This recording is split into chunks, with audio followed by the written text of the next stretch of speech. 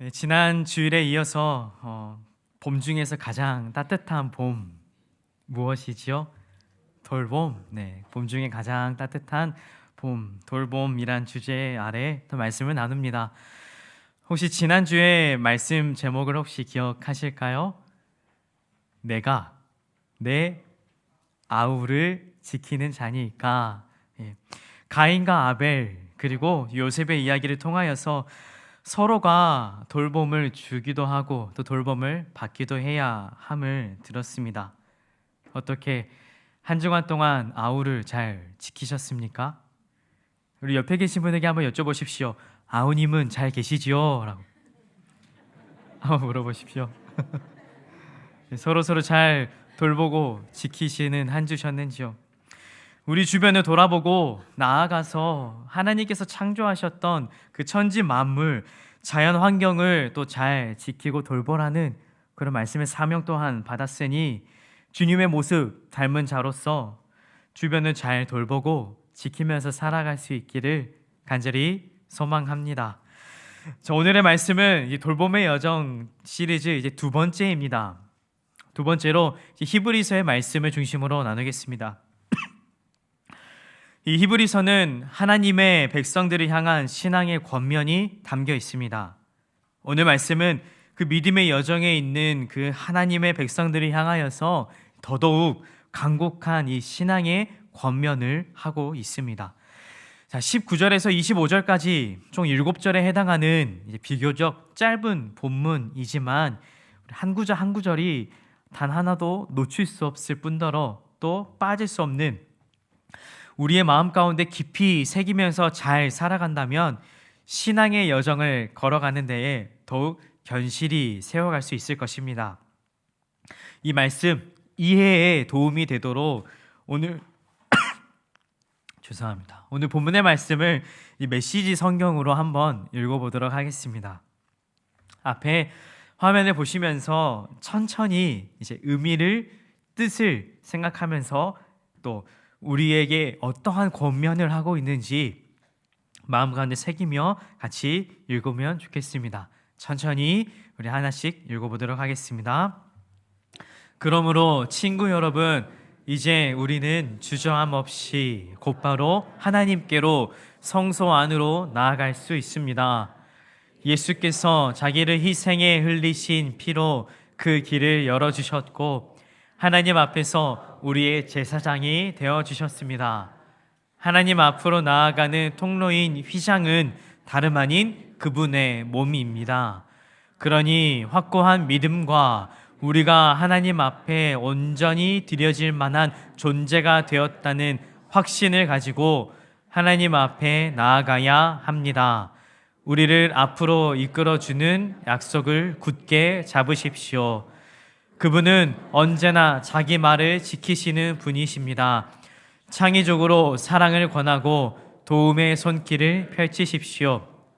어떤 이들처럼 함께 모여 예배하기를 피할 것이 아니라 서로 격려하여 더욱 힘써 모이십시오. 중요한 그날이 다가오는 것을 볼수록 더욱 그리하십시오. 아멘. 저희가 방금 함께 읽었습니다. 19절부터 이제 25절까지 읽었는데 전반부에 해당하는 19절에서 22절까지의 말씀은 믿는 사람들, 곧 그리스도인으로서 가져야 할 분명하고도 확고한 신앙에 대하여 전하고 있습니다. 그리스도인으로서 가져야 할 분명하고 확고한 신앙, 그러니까 어떠한 상황이 나에게 주어진다 하더라도 그 가운데에서도 내가 흔들리지 않고 굳건하게 서 있을 수 있도록 하게 하는 그 그리스도인의 신앙. 그 그리스도인의 신앙은 무엇일까요? 이를 그리스도인이라는 그 말에서 찾아볼 수 있습니다. 자, 그리스도인, 우리가 흔히 사용하는 말입니다. 자, 그리스도라는 말에 한자이지요, 사람인, 이것이 합쳐진 말입니다. 그리스도와 사람이 합쳐진 것. 자, 사람들이 흔히 사용하는, 저희가 흔히 쓰는 용어들 중에서 무슨 인이라고 하는 경우가 있습니다. 자, 야구하는 사람을 저희는 뭐라고 부릅니까? 야구인이라고 합니다. 정치하는 사람을 정치인, 음악하는 사람을 음악인, 종교를 믿는 사람들은 종교인. 자, 무슨 인이라고 할 때 그 인 앞에 붙은 그 말은 그 사람의 직업을 나타내기도 하고 그 사람이 무엇으로 사는 사람인지 또한 나타냅니다. 그리고 그 사람 안에 무엇으로 가득하여 있는지도 알 수 있습니다. 그렇다면 그리스도인은 어떨까요? 그 사람 안에 무엇으로 가득한 사람일까요? 그리스도로 가득한 사람을 그리스도인이라고 합니다. 그리스도로 살아가는 그런 사람을 그리스도인이라고 하는 것입니다. 여기 계신 저희 모두가 그리스도로 가득한 그리스도인인 줄 믿습니다.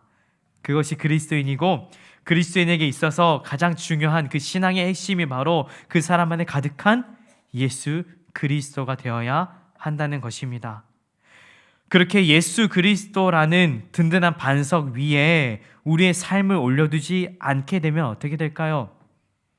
그리스도인이라고 부르던 그 말도, 하나님으로부터 오는 그 은총도, 하늘의 그 기쁨도, 구원의 감사와 그 감격도, 그 모든 것이 다 희미해질 것입니다.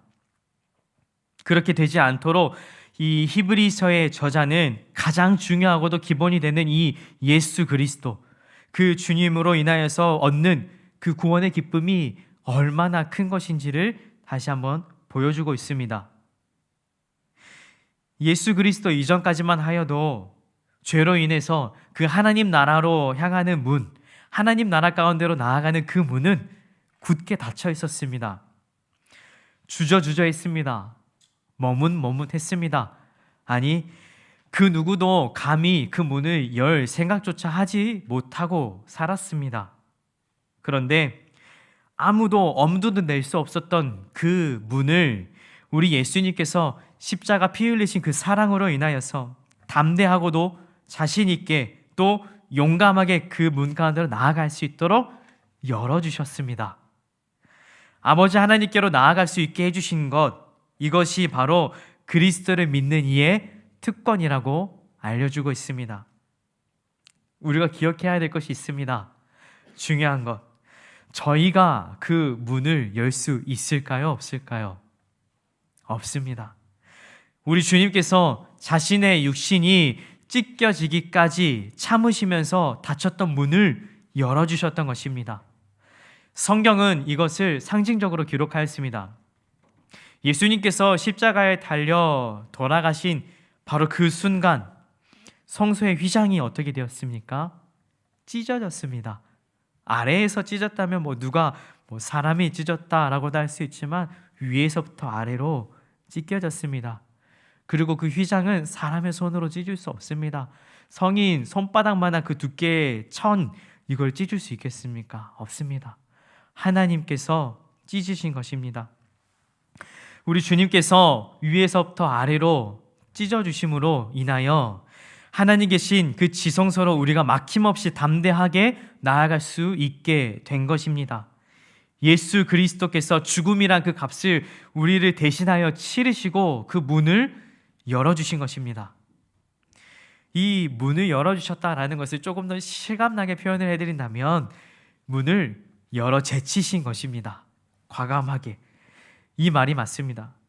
그냥 살짝 이렇게 빼꼼 이렇게 문을 틈만 열어놓은 정도가 아니라 그 누구도 열 수 없었던 그 무겁고 굳게 닫혀 있었던 그 문을 온 힘을 다하여서 온 몸이 찢기면서까지 물과 피를 다 쏟고 생명을 다하시기까지 그렇게 문을 여셨으니 열어 제치신 그 표현이 맞는 것입니다.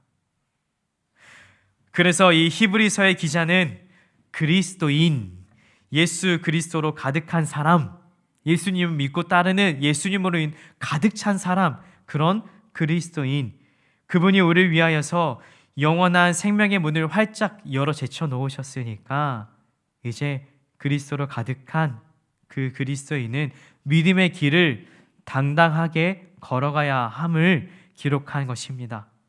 그 믿음의 길, 믿음의 발걸음이 믿음의 행진이 될 것이고 믿음의 여정이 될 것입니다. 그리고 이 히브리서의 기자는 믿음의 여정 속에서 믿는 우리가 해야 할 일들을 4가지를 통하여서 알려주고 있습니다. 처음에 2가지는 자기 자신, 그리고 나중에 2가지는 나 자신을 넘어서 주변을 돌보는 그런 말씀인데, 우리 한 가지씩 함께 보면서 믿음의 여정 속 그리스도로 가득한 우리 그리스도인들이 어떻게 거리를 걸어가야 하는지 함께 보도록 하겠습니다. 첫 번째입니다. 믿음의 여정 속에서 우리가 해야 할 일들.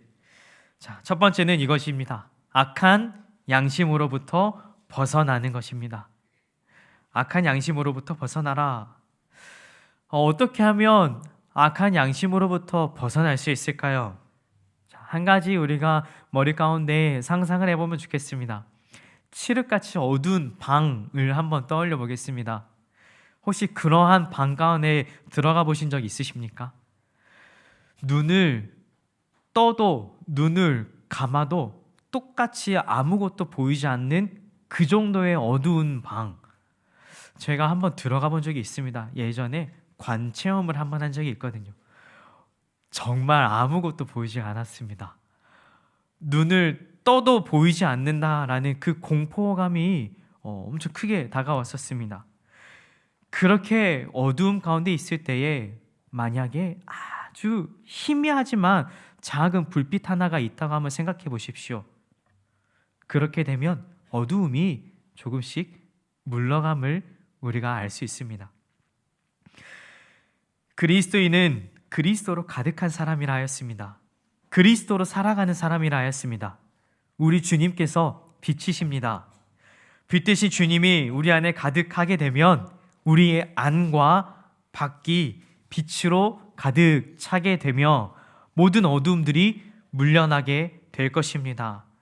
그렇게 하려면 빛 대신 주님의 말씀이 우리의 생각과 마음에 가득해야겠죠. 그래서 가만히 있어서는 안 됩니다. 악한 양심을 모두 다 버리기 위해서 우리가 해야 하는 것입니다. 만약 어두움을 물리치기 위해 주변에 라이터가 있으면 라이터만 들고 있으면 빛이 물러납니까? 아닙니다. 라이터를 켜야 합니다.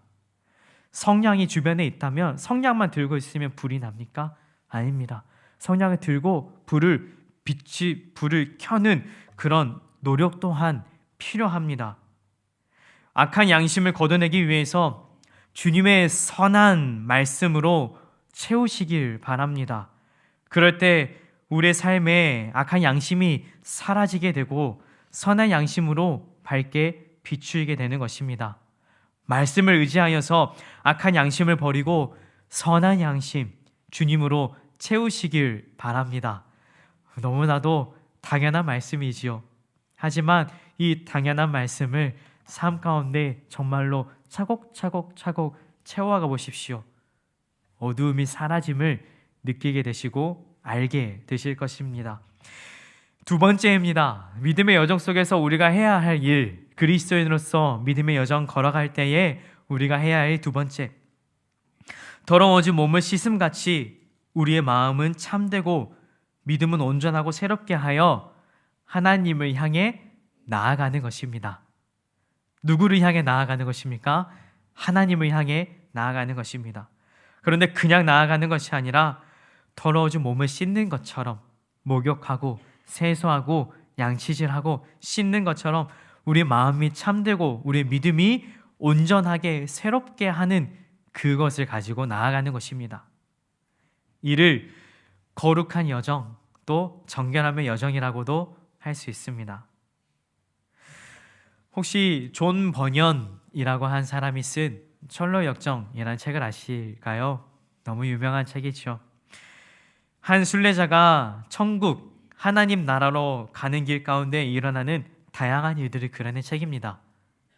방금 저희가 하나님을 향해서 나아간다고 했는데 이분도 하나님을 향해서 나아간다고 합니다. 그 이야기를 기록해 놓은 책입니다. 그 믿음의 여정 가운데 만나는 다양한 상황들, 수많은 유혹들, 그러한 대상들을 등장인물의 이름으로 정해 놓았습니다. 몇 가지 예를 들면 주인공이 이제 크리스찬이 이제 좁은 길을 따라서 이제 내가 천성을 향해 나아간다 이렇게 말을 했을 때 그 이야기를 듣고 솔깃해서 반응한 사람이 있습니다. 그래서 나도 같이 가겠소 하고 따라가던 이가 있습니다.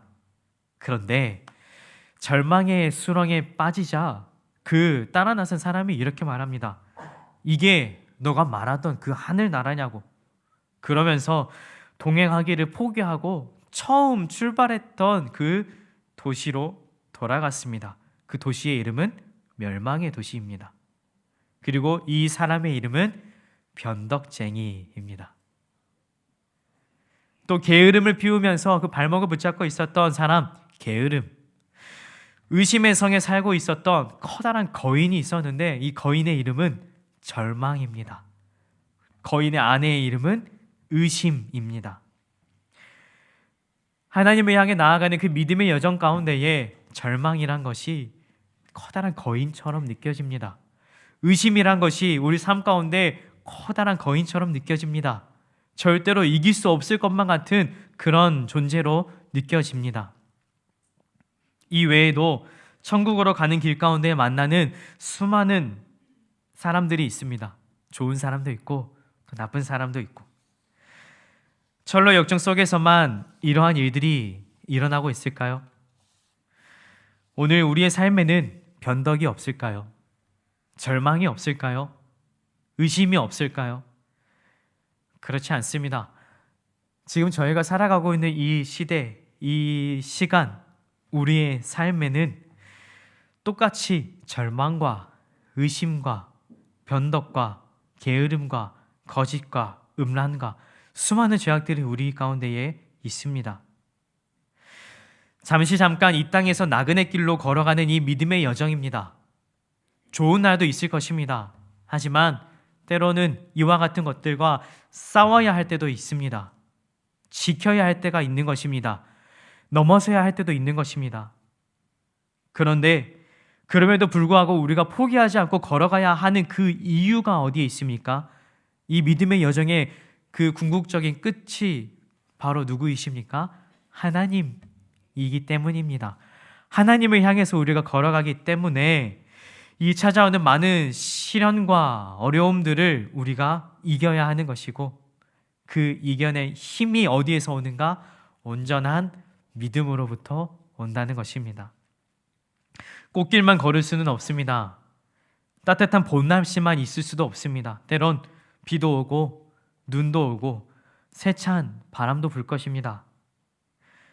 그렇게 믿음을 지키느라 싸우면 여기에도 상처가 나고 여기에도 상처가 나고 여기에도 상처가 나고 상처들이 하나, 둘, 셋 쌓여갈 것입니다.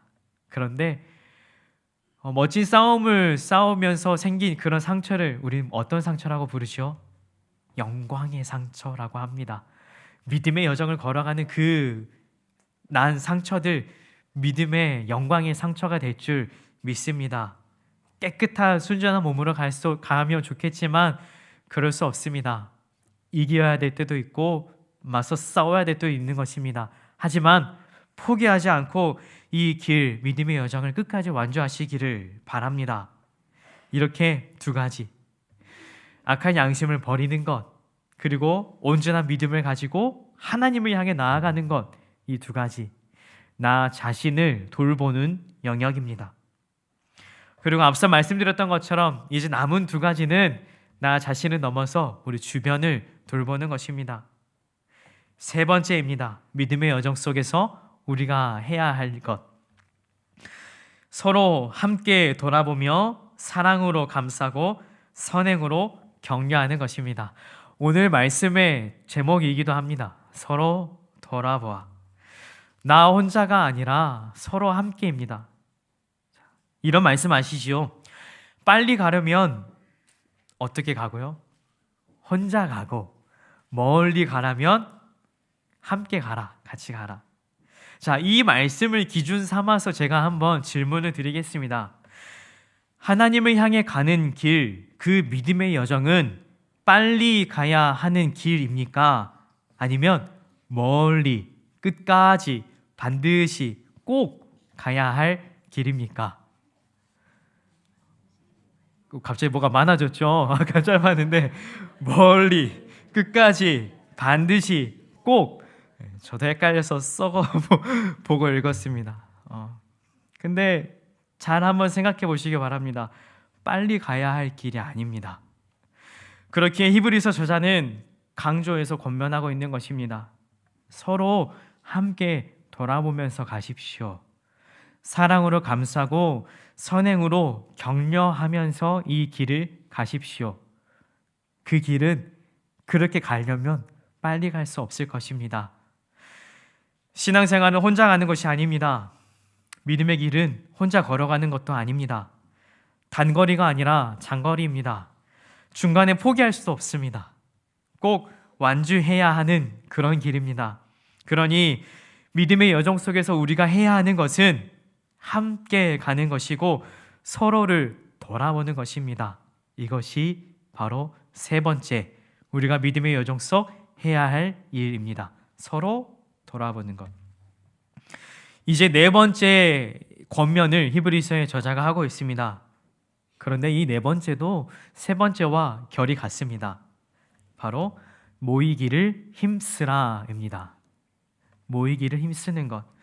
자, 모인다라고 하는 것은 절대로 혼자서는 불가능합니다. 혼자 모였습니다. 이것은 말이 맞지 않습니다. 모인다라고 하는 것은 서로이고 함께가 되어야 하는 것입니다.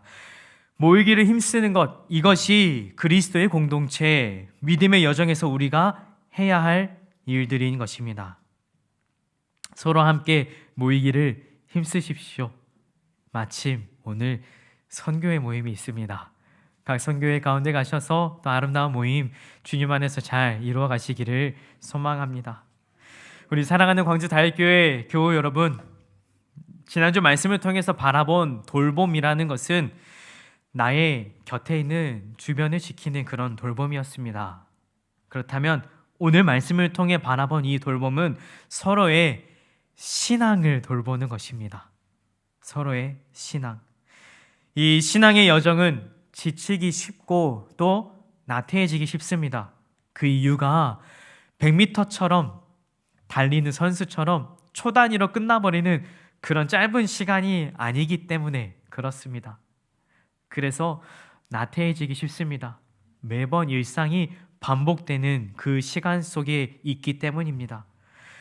그래서 혼자가 아닌 서로가 서로에게 힘이 되어주고 같이 걸어가기 위하여서 구체적으로 좀 돌볼 수 있는 것이 필요합니다. 이 구체적이고 실천적인 신앙의 돌봄을 성경 말씀에서 찾아볼 수 있습니다. 그 핵심이 서로가 함께인데 이 서로가 함께라고 하는 말의 헬라어는 카이 알렐론이라고 합니다. 그래서 이 신약 성경 속에 이 서로가 들어있는 이 말씀을 한번 찾아보았습니다. 개인주의와 이기주의가 팽배한 이 시대 가운데에 서로가 함께라고 하는 말은 우리 가운데 희생을 강요하는 것만 같고 또 좁은 길처럼 걸어가야 하는 것처럼 느껴집니다만 우리가 한번 생각해 봤으면 좋겠습니다. 이 세대뿐만 아니라 지난 세대도 그 이전 세대도 그 이전의 이전 세대도 항상 개인주의와 이기주의는 가득했었습니다. 그러니 함께 이제 말씀을 읽어볼 텐데요. 이 서로라고 하는 이 말씀대로 살아가는 것은 이전이나 지금이나 변함없이 주님의 나라를 세워가는 데 있어서 아주 중요하고 의미가 있고 가치가 있는 일인 줄 믿습니다. 이 말씀 가운데에 많은 서로라고 하는 이 말씀들이 등장할 텐데요. 여러분께서 현재 지키고 있는 그 서로와 아직 내가 지키지 못하고 있는 서로의 말씀이 있다면 함께 생각해 보면서 또 보완해 가면서 또 우리 삶 가운데 아름답게 지켜갈 수 있기를 소망합니다. 이 의미를 생각하면서 우리 두 줄이 있는데요. 여러분 기준으로 왼편에 있는 줄 읽고 오른편에 있는 줄 우리 하나씩 차근차근 읽어보도록 하겠습니다. 서로 화목하라. 서로 우애하라. 서로 마음을 같이 하라. 서로 받으라. 서로 문안하라. 서로 짐을 지라. 서로 인자하게 하며 불쌍히 여기라. 서로 사랑하라. 서로 존경하라. 서로 판단하지 말라. 서로 권하라. 서로 섬기라. 오래 참음으로 사랑 안에서 서로 용납하라. 시와 찬미와 신령한 노래로 서로 화답하라. 그리스도를 경외함으로 피차 복종하라. 서로 가르치라. 사랑과 선행으로 서로 격려하라. 서로 원망하지 말라. 서로 기도하라. 오직 겸손함으로 다른 사람을 나보다 낮게 여기라. 서로 격려하라. 서로 비방하지 말라. 서로 죄를 고하라. 서로 겸손으로 허리를 동이라. 생각보다 많아서 당황하시지는 않으셨는지요? 서로라고 하는 것, 이 중에서 어떠한 말씀이 여러분들 가운데에 마음 가운데 와닿으십니까? 교회에서는 처음 본 분들 향해서, 아직 집분도 잘 모르고 이름도 잘 모르는 분들을 향해서, 우리 남성분들을 향해서는 뭐라고 부르죠? 형제님 부르고, 우리 여성분들을 향해선 자매님이라고 부릅니다. 그렇게 고백은 하지만 주님 안에 한 형제 자매라는 뜻이죠. 근데 우리가 이렇게 고백은 하지만 방금 읽었던 이 수많은 서로라고 하는 말씀 앞에 실제로 우리의 삶을, 나의 삶을 돌아보면서 적용해 보니까 이 서로의 말씀 하나하나가 마음 가운데 박히는 못처럼 느껴졌습니다. 무겁게 느껴졌습니다. 그렇지만 꼭 하고 싶은 그런 마음으로 우리 가운데 남기를 원합니다. 오늘 서로라고 하는 이 말이 없어져 가는 이 시대 가운데에서 서로가 함께 돌아보며 이 믿음의 길을 끝까지 걸어갈 수 있기를 간절히 소망합니다. 그 믿음의 여정, 가장 따뜻한 봄인 이 돌봄의 계절에 주님 말씀으로 인하여서 싹이 나고 잎이 나고 또 줄기가 자라고 아름답고 귀한 향기로운 꽃이 피고 열매를 맺어 가장 따뜻한 봄날의 계절, 서로 돌아보는 아름다운 시간들로 가득하시기를 간절히 소망합니다.